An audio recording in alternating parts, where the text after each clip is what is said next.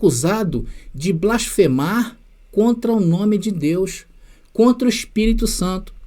Aquela parte do julgamento, quando Jesus falou que ele viria nas nuvens com poder e grande glória, o sumo sacerdote e os sacerdotes ali interpretaram como uma blasfêmia contra o Espírito Santo. E qual era a punição para a blasfêmia contra o Espírito Santo? A morte. Não havia perdão para isso. Então Jesus foi morto pela Torá.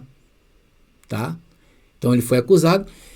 Por esta razão, a lei se tornou maldição. Porque a lei levava as pessoas a serem duras no trato, duras com o próximo, duras no que tange a essência. Você lembra quando Jesus repreendeu aqueles homens ali, que eles guardavam, né, a lei, né, até usa ali a questão do dízimo, né, hortelã. Vamos ver essa passagem. Mateus capítulo 23, versículo 23 diz ali: Ai de vós, escribas e fariseus hipócritas, pois que dizimais a hortelã, o endro, o comim, e desprezais o mais importante da lei, o juízo, a misericórdia e a fé. Deveis, porém, fazer estas coisas e não omitir aquelas. Por isso que a lei, a finalidade da lei era despertar essa essência, a essência da fé, a essência da misericórdia, a essência da justiça. Só que a lei, ao encontrar uma carne débil, ganhou força o quê? A transgressão, a hipocrisia. Então a lei levava a quem praticava só fazerem as observações das regras, mas eles se esqueciam do mais importante, que era essa essência. E Jesus era a essência de Deus para Israel. Mas no julgamento de Jesus, ele foi condenado. Por quê? Porque faltou a estes homens que condenaram Jesus essa essência. Então a regra, ela leva as pessoas à hipocrisia. Por isso que o sistema cristão hoje, o sistema religioso, o cristianismo, ele está debaixo de maldição. Veja como estão hoje eles, os religiosos. Cumprem regras, cumprem estatutos, mas se perderam no quesito essência. E é por isso que estão em maldição. Eles estão iguais estavam os judeus naqueles dias. Eles não entenderam o que aconteceu quando o templo veio abaixo. Simplesmente o templo veio abaixo e eles construíram o outro do lado. Então Jesus veio para isto. Para ser condenado pelo seu povo. Para ser levantado na cruz. Para ali ele ofereceu sacrifício por todos. Por todos os que viveram naqueles dias. Até o ano 70. Então todos os contemporâneos de Jesus de uma geração, que ele falou que ele viria ao final de uma geração, no final, ou então durante uma geração, Mateus capítulo 24, versículo 34, Jesus veio para isso, para se oferecer por todos. Então, neste período de transição, atenção, neste período de transição, que era a era presente daqueles dias, e a era vindoura se aproximava. O homem que recorria a Jesus era salvo. Os judeus se arrependendo de seus pecados pelo sangue de Jesus, e os gentios que aceitavam a reconciliação com Deus, também através de quê? Do sangue de Jesus. E aí sim, neste período, todos os que recorriam à lei de Moisés estavam em maldição. Foi por isso que Paulo escreveu isso aqui, olha, todos aqueles, pois, que são das obras da lei, estão debaixo de maldição, porque está escrito, maldito todo aquele que não permanecer em todas as coisas que estão escritas no livro da lei, para fazê-los. E Paulo estava se dirigindo aos gentios. Os gentios eram... o Paulo teve grandes problemas, porque os judeus da época, volta e meia, cruzavam o caminho de Paulo. A gente teve até o problema lá nessa carta minha de Gálatas aí, nós tivemos um problema sério de Pedro com Paulo, porque não era para Pedro estar ali. Pedro recebeu uma outra incumbência, uma outra missão. Então havia esse problema, né? Por isso que Paulo, volta e meia, tinha que falar com aquele povo, os gentios, olha, presta atenção, vocês estão querendo praticar a obra da lei? Maldito aquele que não permanecer em todas as coisas que estão escritas no livro da lei. E a lei foi feita para ser cumprida, só que ela levou o povo à hipocrisia. Então a lei havia se tornado, meus irmãos, inimiga de Deus, opositora de Deus, por justamente ter matado a Yahushua, porque ele foi condenado no crime de blasfêmia contra o nome de Deus. Vocês estão entendendo, abençoados, o momento exato em que nós estamos abordando nessa mensagem, o período da transição ali? Então eu estou falando de um tempo que ainda estava de pé e esse tempo estava sendo quebrado aos poucos. A lei estava sendo quebrada aos poucos. E o primeiro a ser abatido na lei foi o perdão dos pecados, porque o perdão do pecado caiu quando Jesus morreu como cordeiro ali, e ele ressuscitou o terceiro dia para a justiça de todo aquele que crê. Então todos que creriam no nome de Jesus seriam salvos. Seriam salvos o quê? Da destruição. Então agora não era mais necessário sacrificar animais para a purificação de pecado. Agora eles tinham o quê? O sangue de Jesus que os salvariam dessa ira futura de Deus, do dia do julgamento de Cristo contra as nações. Foi por isso que o maior símbolo de religiosidade para os judeus, o templo, tinha que ser derrubado, porque esse dia era o dia da vingança de Deus. Mas, como muitos sabem, muitos de Israel não se converteram ao seu Messias e preferiram morrer na ignorância. Estavam ali condenados. Mas houve também muita salvação naqueles dias. Né? Houve os judeus que se tornaram cristãos, que foram salvos, né? Ali quando a gente fala dos 144 mil, foi um grupo que aceitou Jesus, que se converteu, se arrependeu da lei, do caminho da lei, que iria levar eles de novo a estar fora da essência de Deus. Eu tenho um estudo aqui nesse canal, queridos, onde eu mostro para vocês como Deus livrou esses 144 mil da destruição e morte. Vai lá e veja, tá? Eu vou deixar nas descrições deste vídeo. Então, amados, até agora tudo está claro para você, concorda? Você está aí com alguma dúvida? Então eu expliquei para vocês que a lei não era o problema. Quer dizer, nunca foi o problema.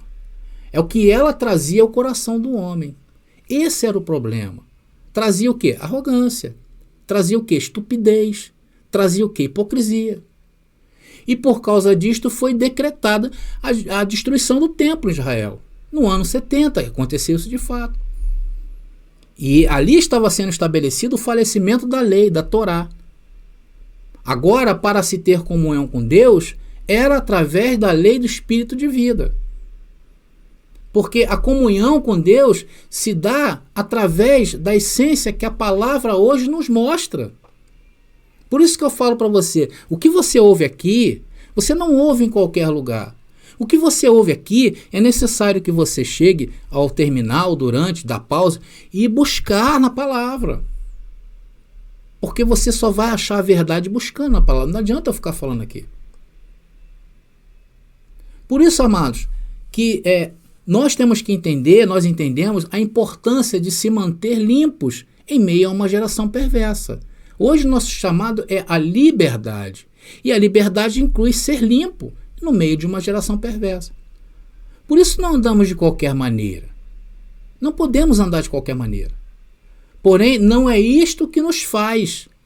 Não é isto que nos justifica a Deus. Não é isso que justifica a nossa santidade.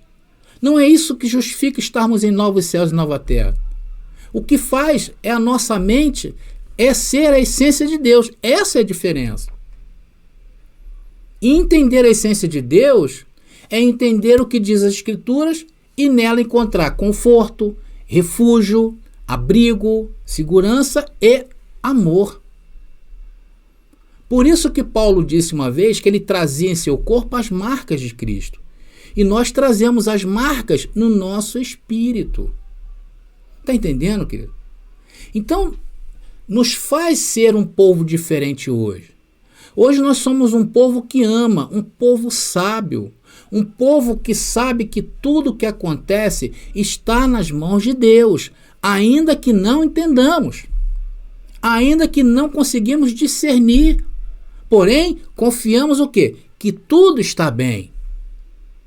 E nós temos que crer que é essa palavra que vai mudar o mundo, é essa palavra que vai mudar o Brasil.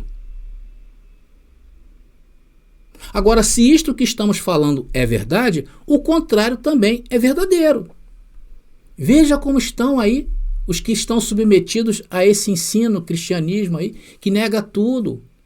são negacionistas de tudo, negam a Yahushua, negam que não há, que a condenação ainda existe, na verdade, eles negam que Cristo não tirou a condenação do nosso meio. Eles negam a vinda em juízo de Jesus contra Israel, negam que estão no reino e em novos céus e nova terra. Por isso que eles andam atrás de líderes, né? Quando tem um pregador de renome lá nas congregações deles, nos templos deles, ou um cantor famoso, eles correm lá atrás para ver, lotam, né, esses lugares chamados igreja. Eles andam atrás dos holofotes. Eles querem ser vistos nas primeiras fileiras da mídia. Ou seja, eles estão igual aos judeus daqueles dias, em maldição. Estão negando o porvir já consumado, queridos, porque o porvir já chegou, ele já é consumado. E, consequentemente, estão negando quem? A Cristo. E isso faz o quê? Estar em maldição. Eles dizem ser os protetores da família, na verdade, mas são os primeiros a dilacerarem ela. Meus irmãos, quando a minha filhinha era pequena, eu tinha uma opção de colocar ela em um colégio evangélico. Eu disse que não, vamos colocar ela em outro colégio. Eu não deixei, queridos. Depois descobriram um monte de abusos que cometiam contra as crianças nessa escola que era evangélica. Eles batem, eles escravizam suas mulheres. E as coitadas vão lá até os pastores para pegar um conselho. Aí os pastores dizem, não, é assim mesmo, irmã. Vira outra face que ele vai parar. Ele diz para aquela mulher aguentar, para ficar em jejum e oração. E a mulher toma pancada. Sabe por que isso? Porque eles também batem suas esposas. O maior número de divórcios que existe. Mas eu trabalho com vendas. Olha, eu evito fechar negócios com crente. Meus queridos, é certeza de aborrecimento. E hoje está aí escancarado de vez, não é verdade? Porque estão entregues o quê? A maldição de um ensino que os conduz à insensatez, que os conduz à hipocrisia, que os conduz à maldição. Veja o que Paulo, naqueles dias, orientava Timóteo sobre tais pessoas, que era o sistema da época. 1 Timóteo, capítulo 6, versículo 20. Ó Timóteo, guarda o que te foi confiado. E o que foi confiado a Timóteo, irmãos, foram as recomendações de um novo tempo que estava por vir. Evitando as conversas vãs e profanas e as objeções ou argumentos de uma falsa ciência, de um falso ensino. E no verso 21 ele diz o que acontecerá com tais pessoas, a qual, tendo alguns professado, se desviaram da fé. O que fizeram essas pessoas? Gentias. Começaram a seguir o judaísmo. Desviaram da fé. Então eles estão aí, queridos, desviados e desviando as pessoas da fé. E andam sem amor. Hoje, o que importa para eles é cumprir regras. Porém, a essência esqueceram. Talvez nunca tiveram, né? Por isso estão em maldição. Irmãos, para terminar nessa rápida reflexão que estamos fazendo hoje, tá? O que nos dignifica com Deus não é aquilo que eu faço, não é aquilo que nós fazemos. Aquilo que nós fazemos é interessante para a nossa vida aqui nesta vida, mas ela não te dignifica, ela não te justifica com Deus. Você precisa entender o que Ele fez. Aí sim. Por isso que eu digo que em graça não fazemos nada para ser nada. Nós em graça sabemos que somos. Por isso fazemos. Porque o conhecimento também pode te transformar em uma forma de maldição. Sabia disso? Porque muita gente aí que hoje está soberbo, porque sabe meia dúzia de versículos em graça, e andam em arrogância. Por isso que o convite de Deus para as nossas vidas é Romanos capítulo 12, versículo 1, renovar o nosso entendimento. Foi por isso que Paulo escreveu isto aqui, olha, Gálatas capítulo 6, versículo 15. Pois nem a circuncisão é coisa alguma, nem a incircuncisão, mas o ser uma nova criação.